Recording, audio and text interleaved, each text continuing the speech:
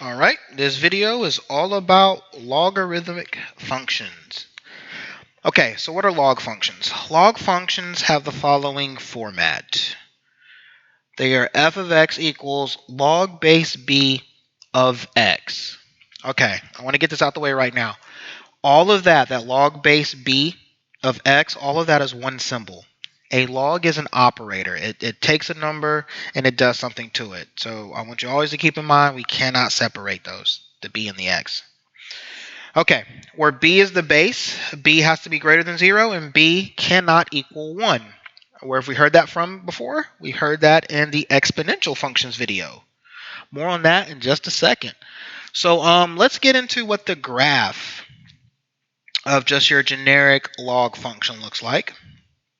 Okay, so it turns out that logs have a vertical asymptote at x equals 0, and they have an x-intercept at 1, 0. Okay, so what does the graph look like? It's going to do something like this. We approach the vertical asymptote, we can't cross it, and then we go up and to the right. Okay, this is, once again, f of x is log base b of x. That is what the graph looks like. Some quick pointers here. Okay, what's some information we can garner from this graph? First of all, as we just said, we have a vertical asymptote at x equals 0, aka the y-axis. What's our domain? Well, remember, we can't ever touch the vertical asymptote, so our domain is going to be from 0 to positive infinity because it goes infinitely to the right, but it backs up to 0. Our range is going to be all real numbers, negative infinity to positive infinity. It goes infinitely down forever and infinitely up in terms of y values. So if you recall, if you go back to the exponential functions video, the exact opposite was true for exponential functions. The domain of an exponential function was all real numbers, and the range was from 0 to infinity. Well, that's because logs and exponentials are inverses. And we're going to exploit the heck out of that in future lectures.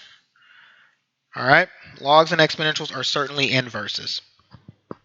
Okay, let's get into practicing graphing some functions here. All right, for example, they want us to sketch a graph of the function log base 4 of x plus 2 and then minus 1. Okay, so as we did similar in the previous video, I want to graph the original log function and then I want to apply the transformations to it. So as we just discussed just a few seconds ago, the regular log base b of x function, right, looks something like this. Okay, well, once again, that's this right here, order pair is 1, 0. All right, another refresher on transformations. The plus 2 in what we call the argument, the inside of my log function there, that indicates that since it's on the inside, that means that I must move my graph to the left 2 units. The minus 1 that's on the outside indicates I need to move my graph down 1. Okay? So let's do exactly that. All right, so I'm going to do my left 2 transformation. So left 2, what that's going to do is, remember our vertical asymptote is at x equals 0. What that's going to do is actually going to change our vertical asymptote to now x equals a negative 2 because we're moving it to the left 2. Okay. All right, so we're moving it to the left 2. That's why we have a new vertical asymptote. Moving it up or down is not going to change the vertical asymptote. Moving it left and right will shift it. And the opposite is true for exponential functions. So let's do that. We're going to take this graph, move it left 2. So this ordered pair 1, 0 now gets moved to the left 1, 2 times. So 1, 0 now becomes a negative 1, 0. And then we're just going to copy the shape, right? As we approach the vertical asymptote, we get close but don't cross it. And then we continue with the up and to the right action. All right. Then the next bit is that we need to now move this down 1. So in particular, I'm looking at this ordered pair right here. This ordered pair is currently negative 1, 0. If I move that ordered pair down 1, talking about the blue ordered pair here, if I move that down 1, that means it's going to now be located at negative 1, negative 1. So let's do that in red. So let's say right here is negative 1. So then the new ordered pair would be here. And our graph would then do something like this.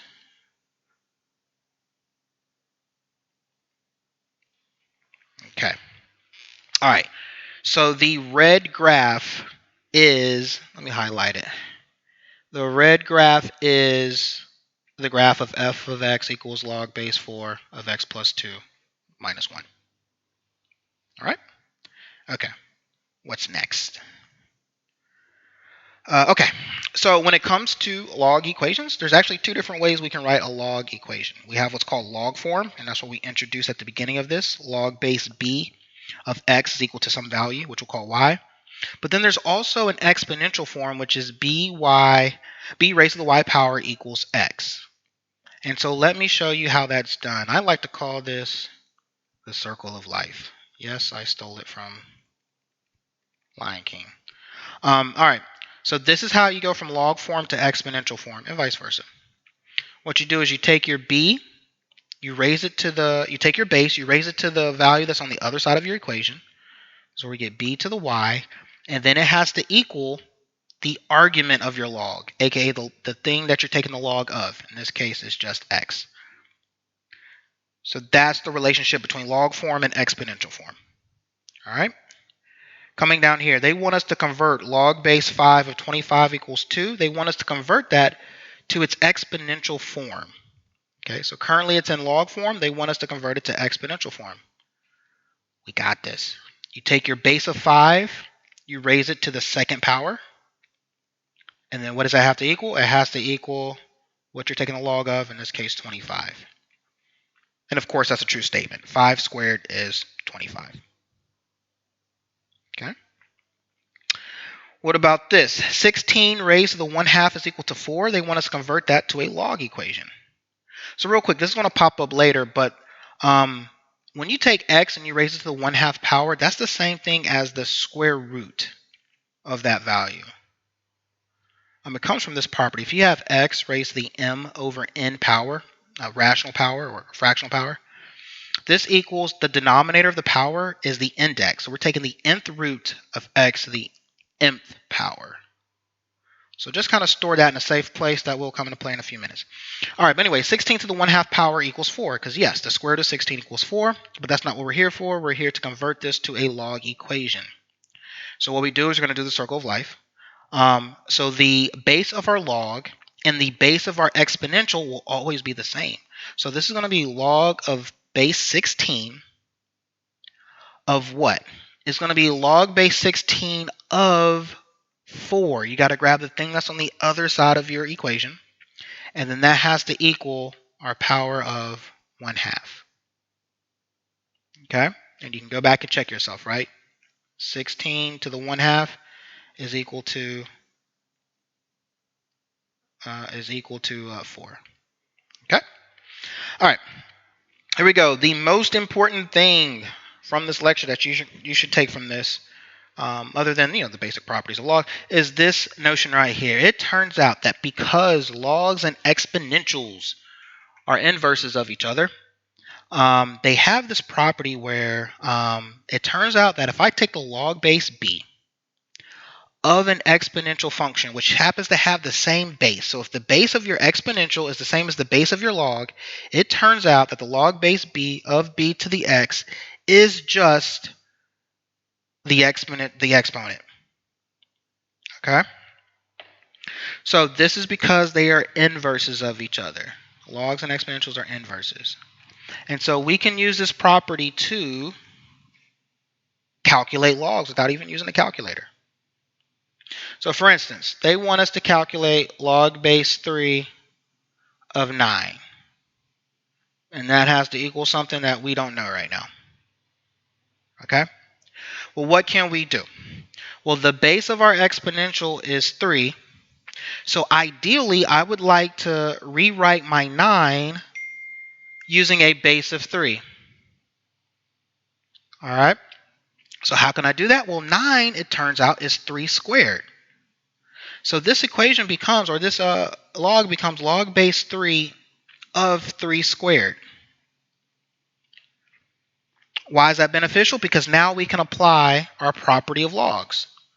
The base of my log is 3. The base of my exponential is 3, which means essentially they undo each other. They cancel each other out. So this equals just the exponent, which is 2. All right? Log base 3 of 3 squared is just 2. All right? Here we go. Let's get a little more difficult here.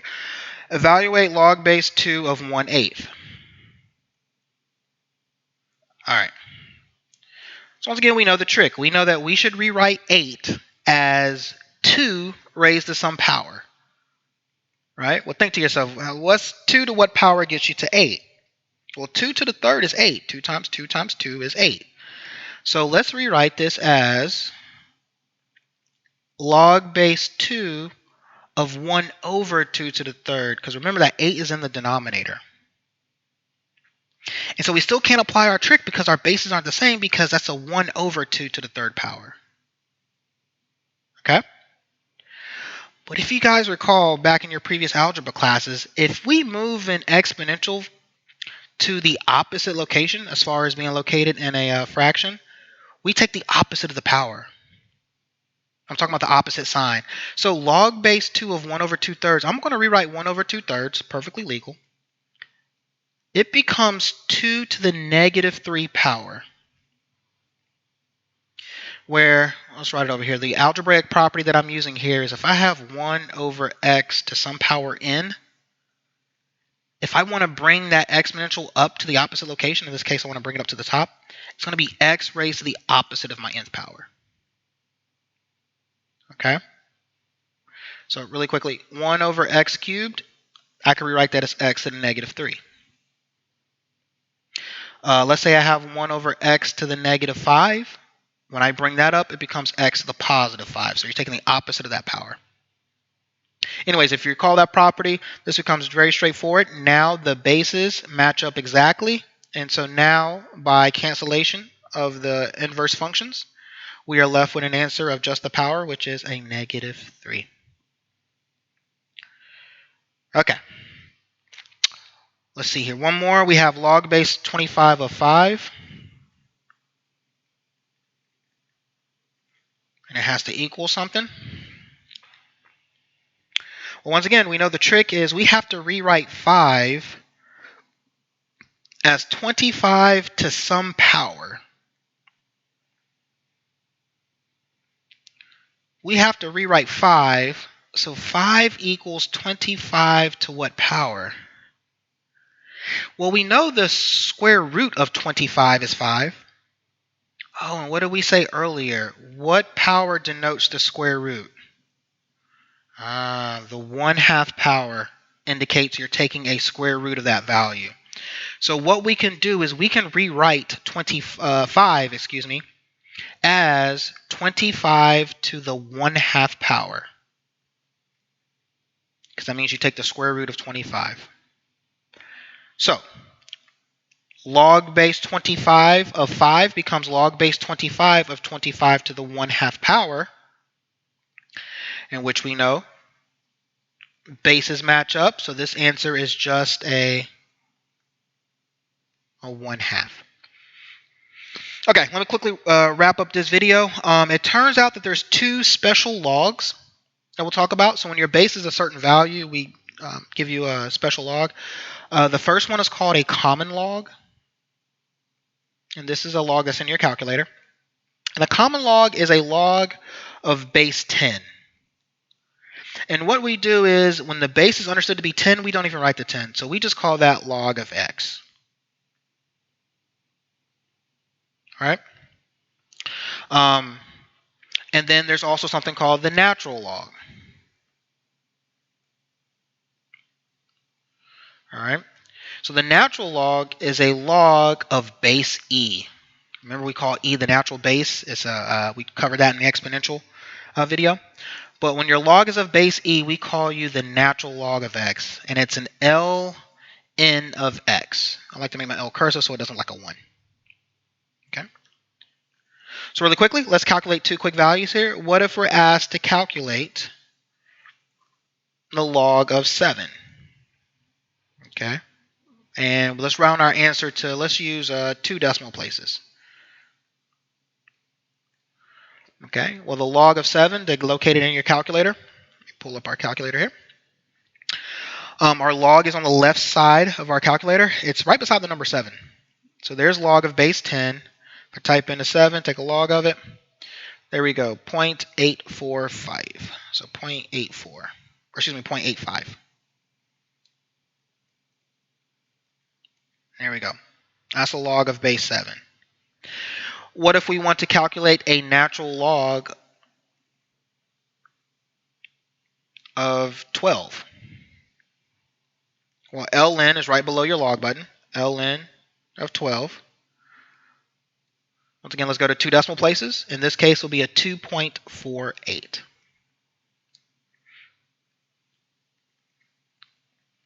Okay, folks, hope you find this video helpful. I'll see you guys in the next one.